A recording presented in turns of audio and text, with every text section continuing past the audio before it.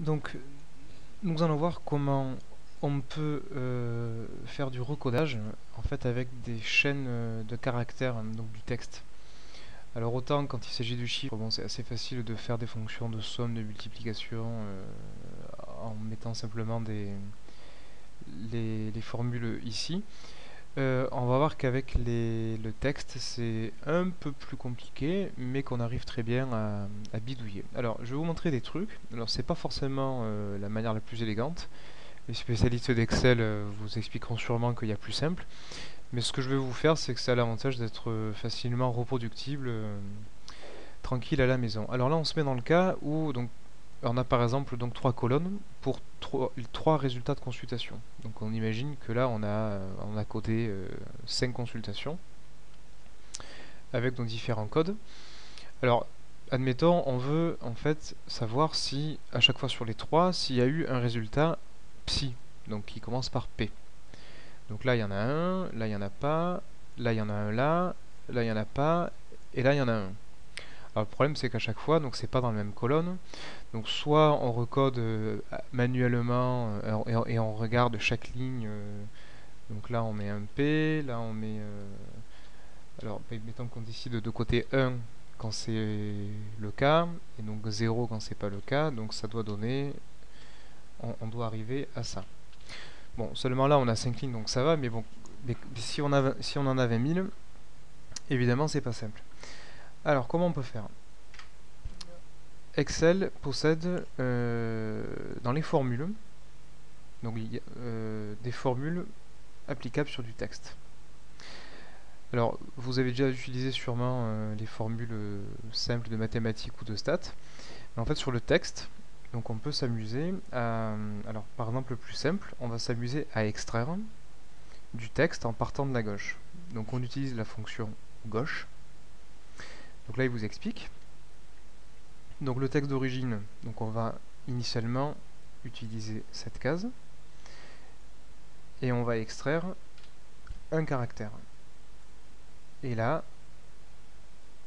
il nous sort donc D, puisque donc la première lettre en partant de la gauche de la case ici c'est D, et si on étend la sélection, on se retrouve avec les premières lettres des codes, D, R, K, E, etc.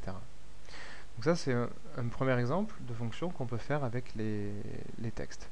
Maintenant l'idée c'est de recoder, donc de recoder en oui-non, donc en binaire. Donc là on va utiliser une autre fonction.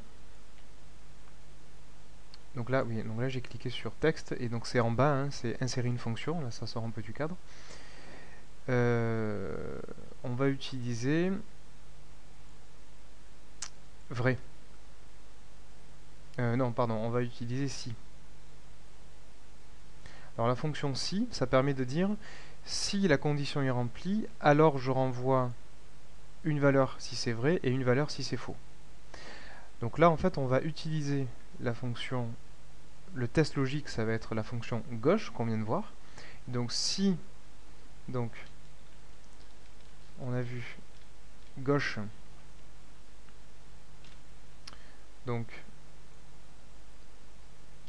la case, virgule, le caractère, donc ça c'est pour dire si la première lettre de la case A2 est égale à, ouvrez les guillemets, P, alors si c'est vrai je veux la valeur 1, et si c'est pas vrai je veux 0. Ok, donc là il me sort 0, j'étends la sélection, donc on va l'étendre jusqu'ici, et je vérifie. Là ça commence même par un P, il me renvoie 1, là j'en ai pas, etc., etc. Donc là on a recodé en fait la première colonne. On peut faire la même chose, donc on va faire un copier-coller, hein. Copier-coller, sauf que ici on va recoder au lieu de la colonne. Ah ben en fait il a fait tout seul. Donc ici donc en fait en copiant dans la case à côté, il utilise en fait des références relatives, c'est-à-dire que de lui-même il comprend que je veux appliquer la même formule pour la deuxième colonne.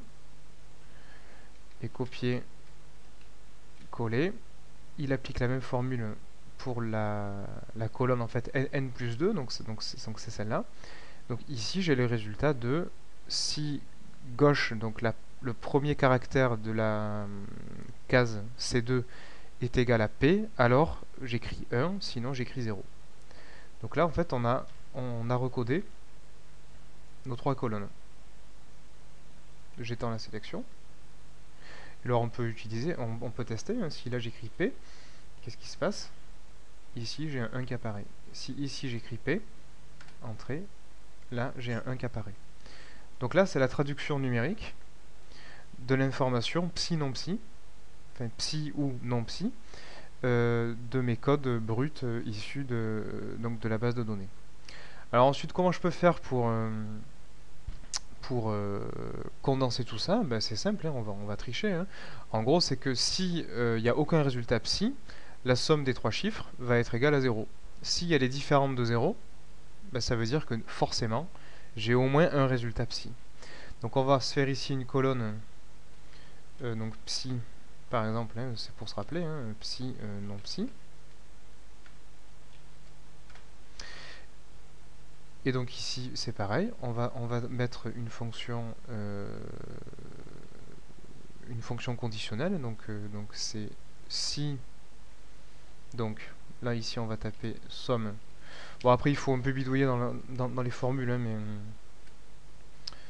mais on s'y retrouve, hein. Donc somme de tout ça est égal à 0. Donc ça veut dire que c'est non psi. Et si c'est différent de 0, alors je veux qu'il me renvoie la valeur psi. Ok. Je prends l'angle, j'étends ma sélection et je vérifie. Ici j'ai rien, c'est bien non psi. Et là admettons, ici j'ai rien non plus, c'est non psi. Si je rajoute un P au milieu, il met à jour directement psi. Bon, pour des raisons pratiques, là en fait c'est des colonnes en fait qui me servent uniquement, des colonnes intermédiaires qui me servent uniquement à recoder. Donc je peux les sélectionner. Donc en faisant majuscule, je fais clic droit, masquer. Et donc là, je retrouve uniquement ma colonne de code. Donc entre la colonne D et I, donc c'est masqué.